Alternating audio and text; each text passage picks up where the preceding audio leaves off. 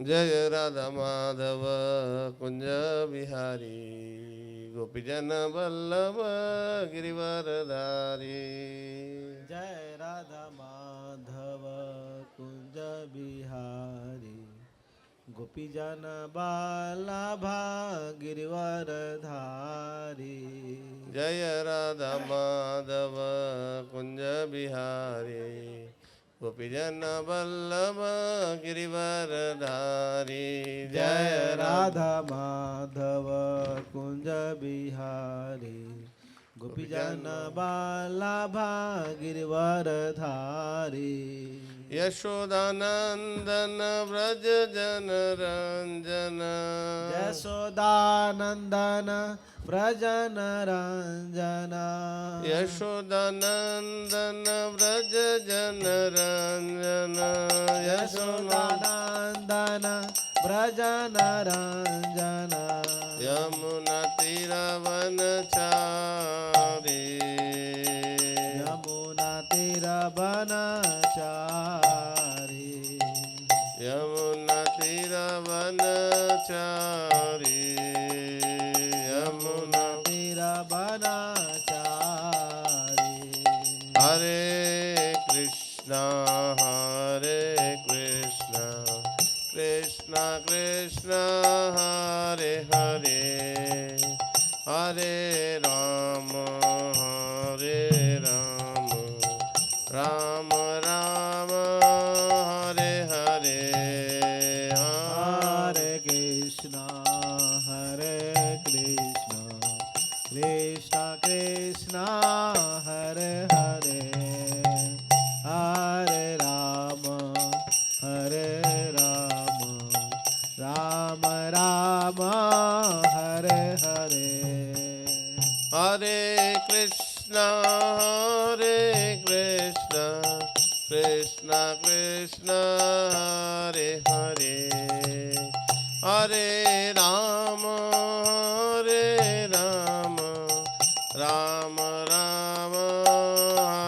हरे। हरे कृष्णा कृष्णा कृष्णा हरे हरे हरे राम राम राम हरे हरे। हरे कृष्णा कृष्णा कृष्णा हरे हरे हरे राम राम हरे हरे हरे कृष्णा कृष्णा कृष्णा हरे हरे हरे राम राम हरे जय हरे। कृष्ण बलराम जय कृष्ण बलराम। जय कृष्ण बलराम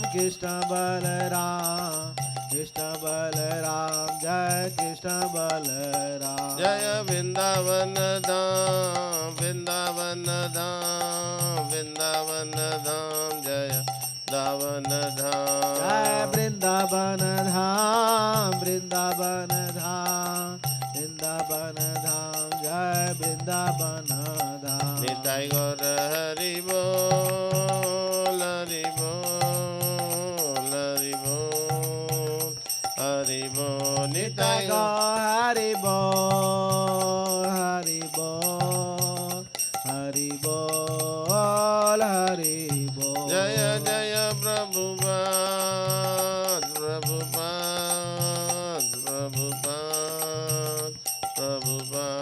जय जय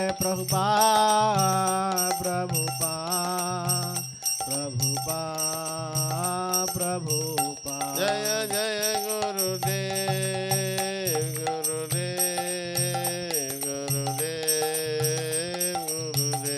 जय जय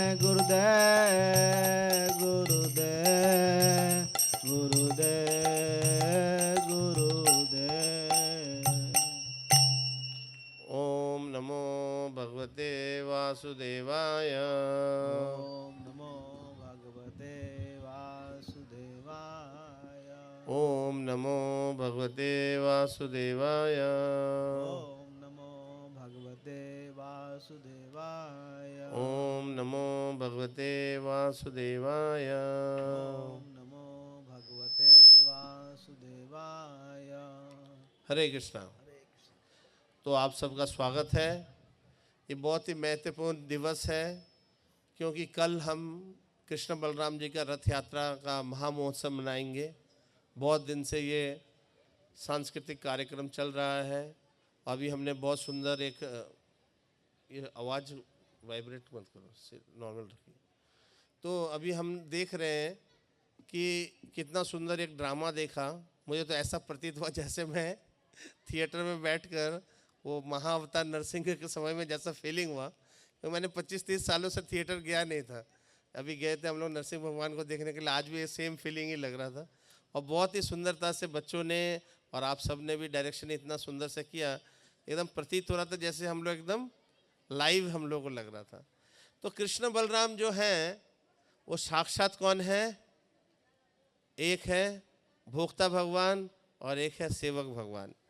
तो असल में जो ये रथ यात्रा जो का विषय है, ये कृष्ण बलराम के वृंदावन लीला से ही युक्त है।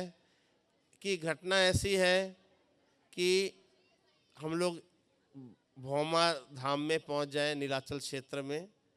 कि एक बार की घटना है, अवंतिका देश नामक एक जगह जिसको आज के दिन में उज्जैन कहा जाता है।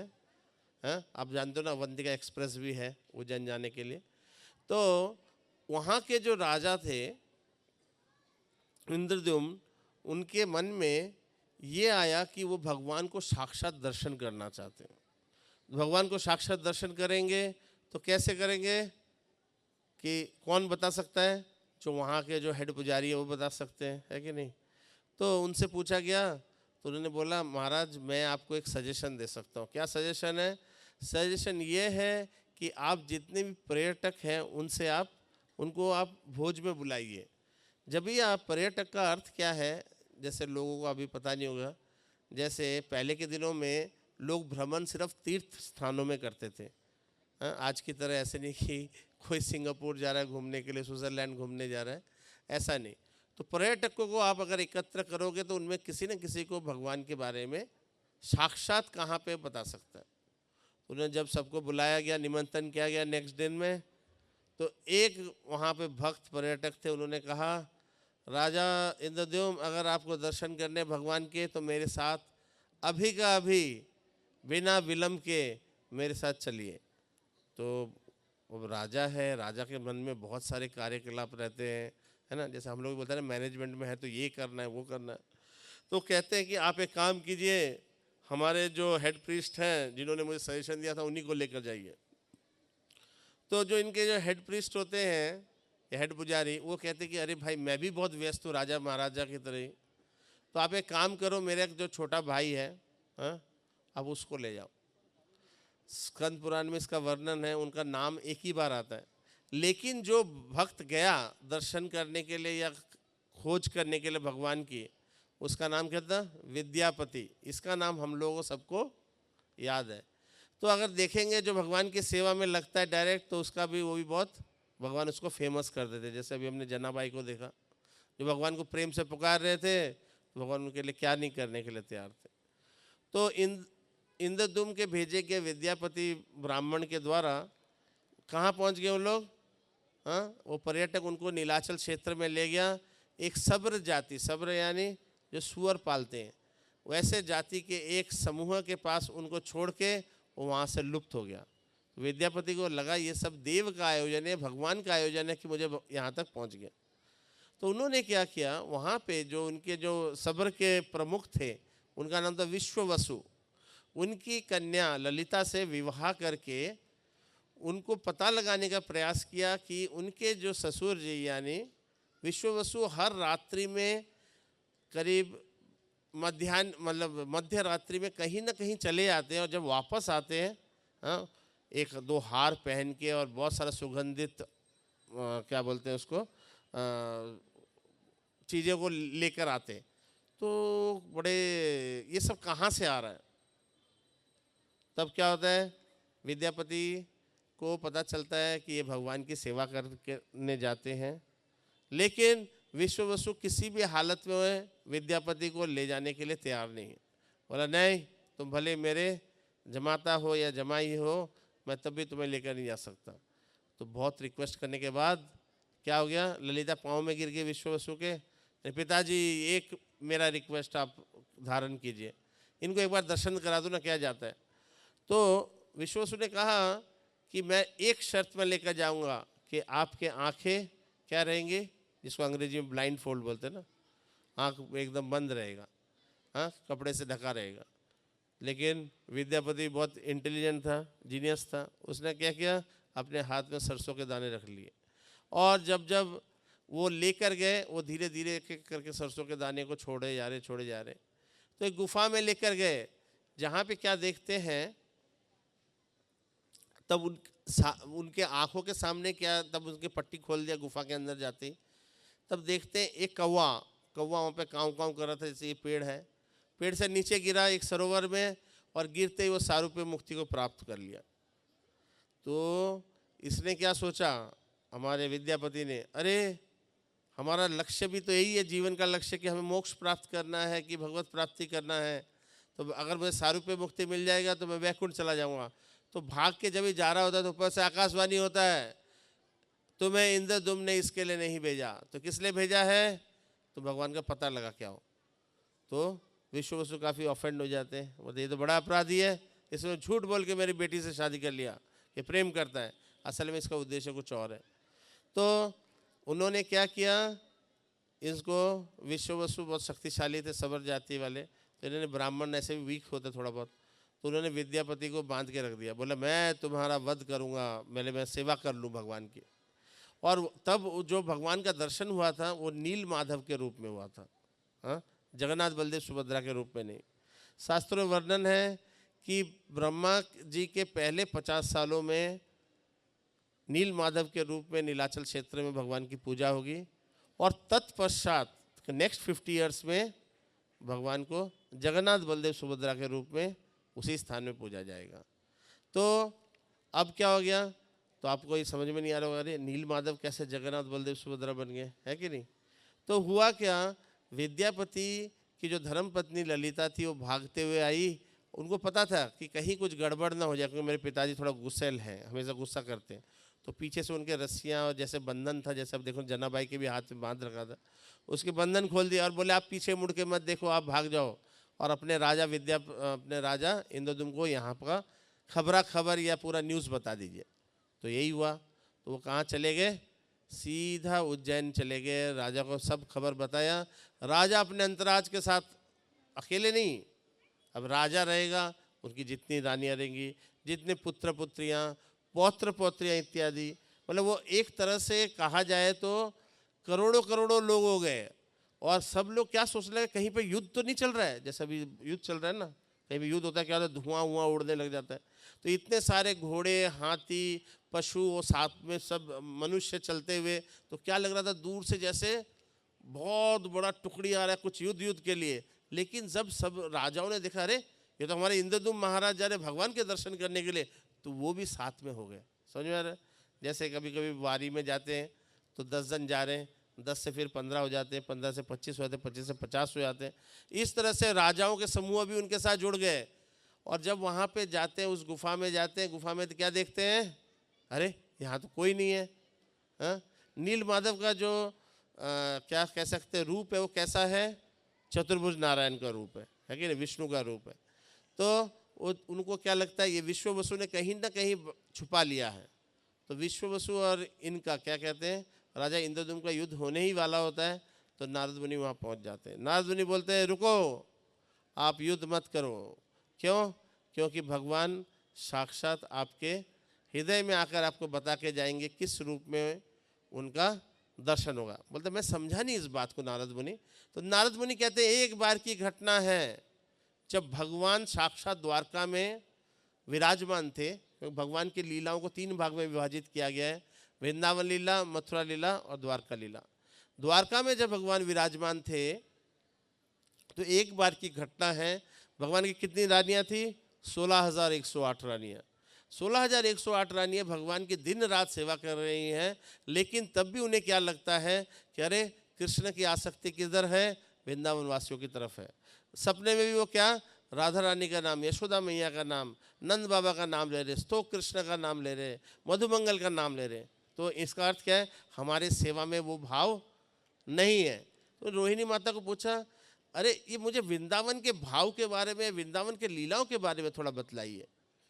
तो रोहिणी माता ने कहा, मैं बतला सकती हूँ, लेकिन एक शर्त है, वो ये है कि अगर कृष्ण बलराम ने सुन लिया, वो द्वारका को छोड़ के फिर से वापस कहाँ चले आएंगे? वृंदावन चले आएंगे। तो बोला, अरे तो ठीक है। जैसे ये सभा है, रोहिणी माता ने उस महल में सुनाने लगी कहानी, लेकिन क्या कर दिया? बोला सुभद्रा को पूरी कहानी पता है, तो इसलिए वो कृष्ण बलराम को एंटर करने के लिए देंगी नहीं, अंदर प्रवेश करने के लिए नहीं देंगी। तो सुभद्रा श्रवण करते करते भगवान कृष्ण की लीला, सुभद्रा का क्या हो गया? महाभाव प्रकट होने लग गया। क्योंकि सुभद्रा कौन है? भगवान की अंतरंगा शक्ति है। क्योंकि ये महाभाव जो है वो सिर्फ भगवान और भगवान के जो अंतरंगा शक्ति को ही प्राप्त हो सकता है, हम में से किसी जीव को कभी नहीं। तो महाभाव के चलते सुभद्रा का पाँव छोटा होते होते शरीर के अंदर संकुचित होने लग गया। तो उसी समय में कृष्ण और बलराम आखेट में गए थे, वो तभी आए वहाँ पे। और आकर ही क्या करते हैं?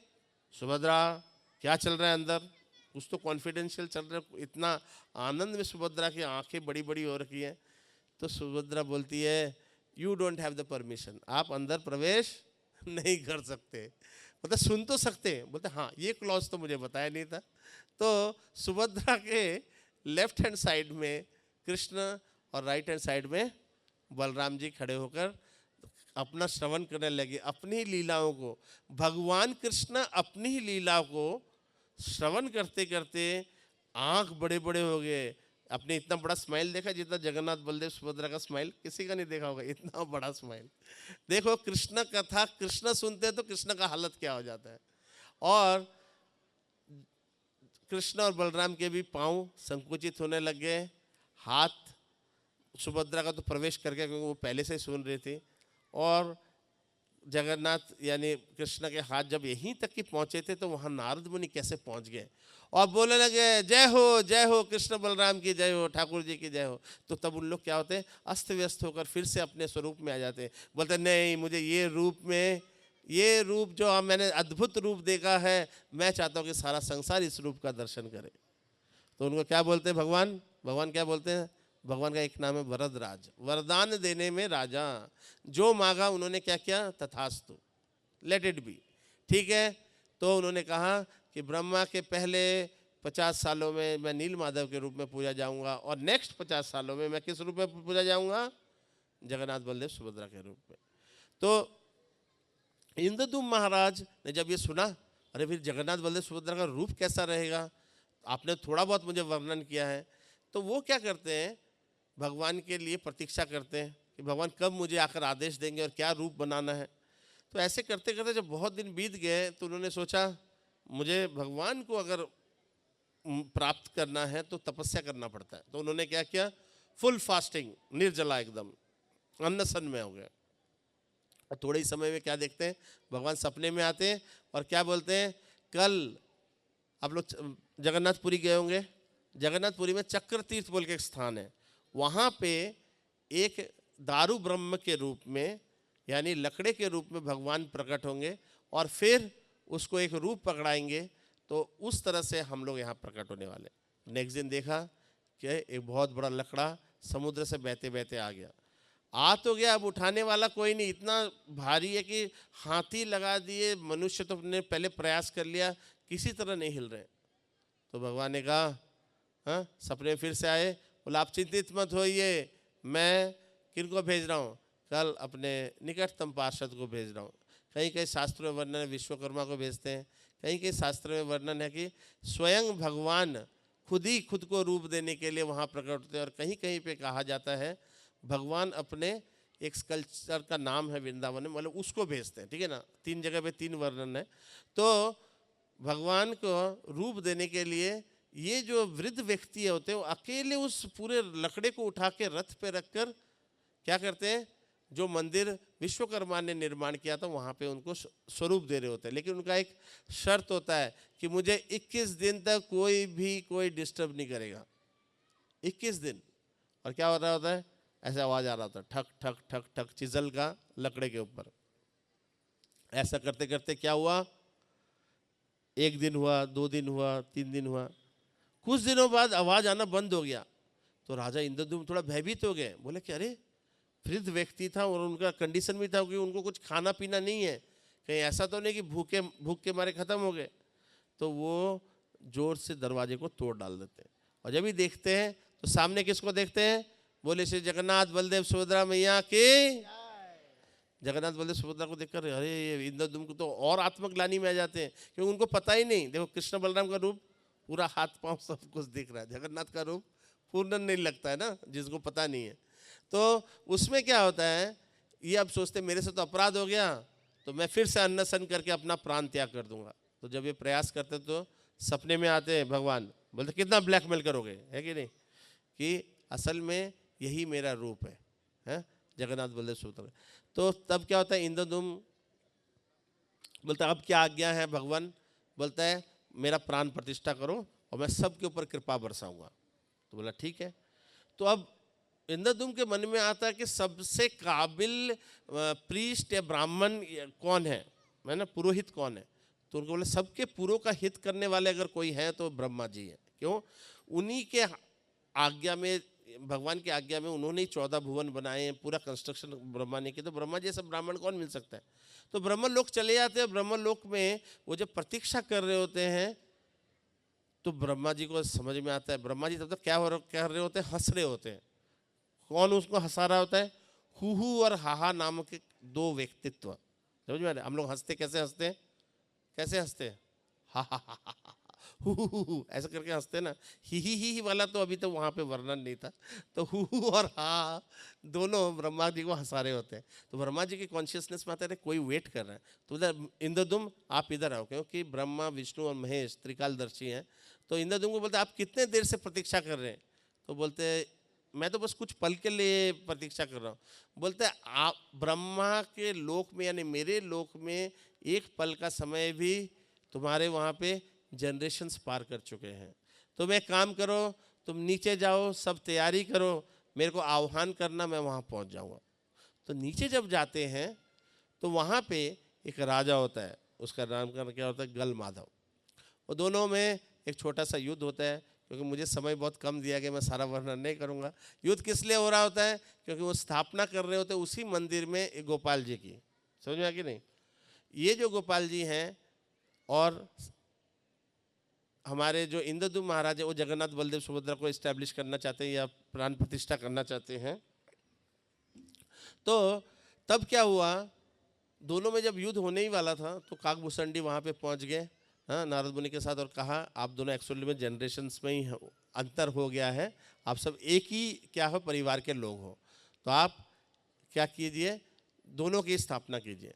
तो फिर दोनों की स्थापना करते वक्त जब भगवान मतलब ब्रह्मा जी को आह्वान करते हैं, तो वो जो ब्रह्मा जी को जो आह्वान करते हैं तो उसी को हम स्नान यात्रा के रूप में जगन्नाथ बलदेव सुभद्रा के जानते हैं।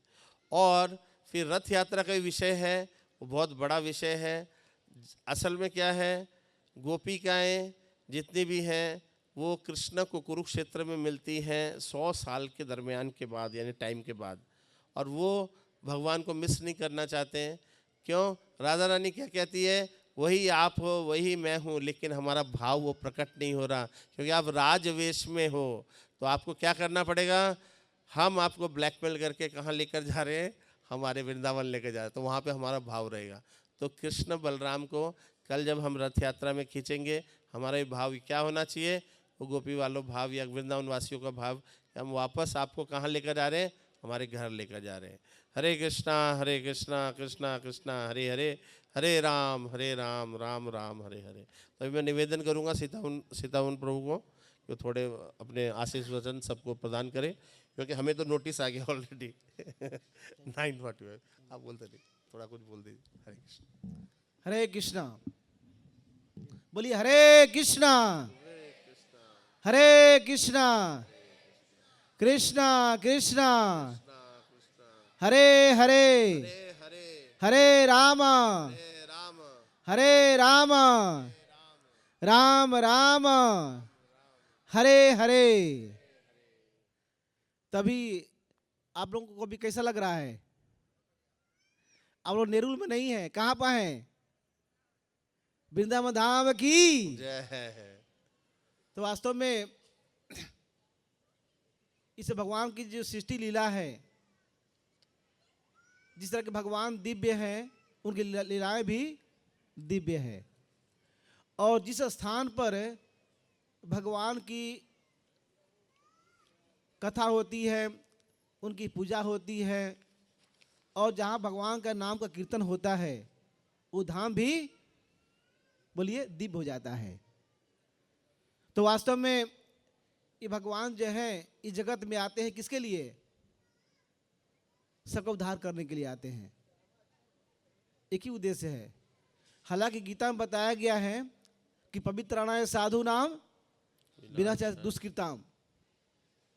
तो अपने भक्तों को उद्धार करने के लिए और दूसरों का विनाश करने के लिए, एक तरह से दोनों का उद्धार होता है। तो इस जगत में, मटेरियल वर्ल्ड, भौतिक जगत में हम सभी दुखी हैं। क्यों दुखी हैं? क्योंकि हम भगवान से बिछड़ गए हैं। हम भगवान से अलग होकर के सुखी बनना चाहते हैं। इस जगत में दुख होने का कई कारण है कि ईश्वर हम भोगी, मैं ईश्वर हूँ, मैं नियंता हूँ, मैं भोगता हूँ। तो जब तक कि हमारे हृदय में ये भावना रहेगी कि मैं यहाँ का ईश्वर हूँ और मैं भोगता हूँ, तो तब तक आप जो है भगवान से दूर रहेंगे, और दूर रहेंगे तब दुखी रहेंगे। इसीलिए जीव का जो स्वरूप क्या है? जीवेर स्वरूप है कृष्ण नित्यदास, हम किसके दास हैं। तो इस चेतना में आकर के कि हम भगवान के सेवक हैं और भगवान की इसमें भक्ति करनी चाहिए। स्वयं बलराम जी, ये स्वयं भगवान के फर्स्ट विस्तार हैं। बलराम जी वो भगवान कृष्ण की सेवा करते हैं। तो बलराम जी भगवान कृष्ण की 5 रूप में सेवा करते हैं। दास रस में, सख्य रस में, वात्सल्य माधुर्य और अनंत शेष उनका गुणगान करते हैं भगवान का। तो जब बलराम जी किस का सेवा कर रहे हैं, भगवान शिव भी भगवान कृष्ण की सेवा कर रहे हैं, सारे लोग भगवान की सेवा कर रहे हैं, तो हम लोग तो जीवात्मा है, तो हमारा स्वाभाविक धर्म ही है। तो 21 प्रेम हमारे हृदय के अंदर ही है। शास्त्र में कहा गया है कि नित्य सिद्ध किस प्रेम साध कबू नय, श्रवण चित्त करे उदय। तो श्रवण कीर्तन बहुत ही इंपॉर्टेंट है। अभी हम लोगों ने श्रवण किया, कीर्तन किया और दर्शन, नाटिका का दर्शन किया, तो इसमें हम क्या देखते हैं? हम देखते हैं कि भगवान जो हैं प्रेम के भूखे हैं। जब प्रेम से भगवान को पुकारोगे तो चाहे आप कहीं भी हो, जंगल में हो, घर में हो, भगवान आपका साथ प्रेम करेंगे। ऐसी प्रेम को शिक्षा देने के लिए, ये भक्तों से प्रेम करने के लिए भगवान गोलोक बैकुंठ धाम से जगत में आते हैं। तो इस तरह से हम भगवान कृष्ण बलराम का गुणगान करेंगे, उनकी लीलाओं का चर्चा करेंगे, और उनके जो बताए गए शिक्षाओं पर अपना जीवन को जब धारण करेंगे तो अवश्य ही हम भगवान के साथ संबंध जुटेगा और हमारा जीवन जो है सुख में और आनंद में हो जाएगा। हरे कृष्णा कृष्णा कृष्णा हरे हरे, हरे राम राम राम हरे हरे।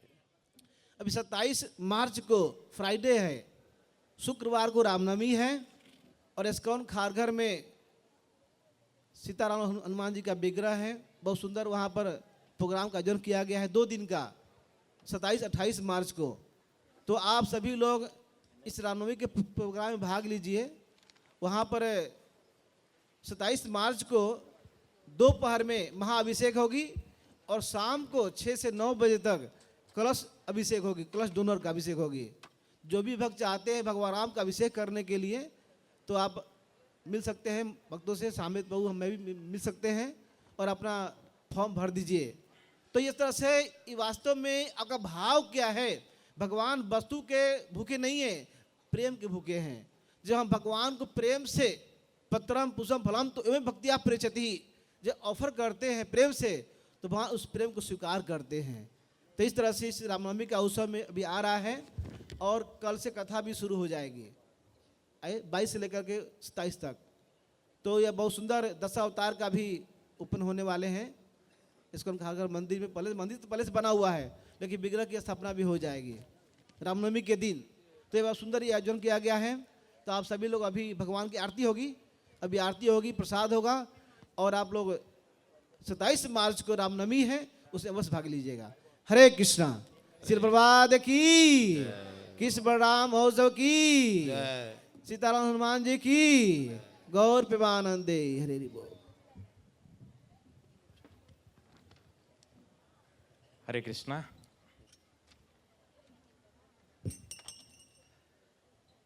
बहुत बहुत धन्यवाद इस ग्रेस सामवेद प्रभु एंड इस ग्रेस सीता मोहन प्रभु।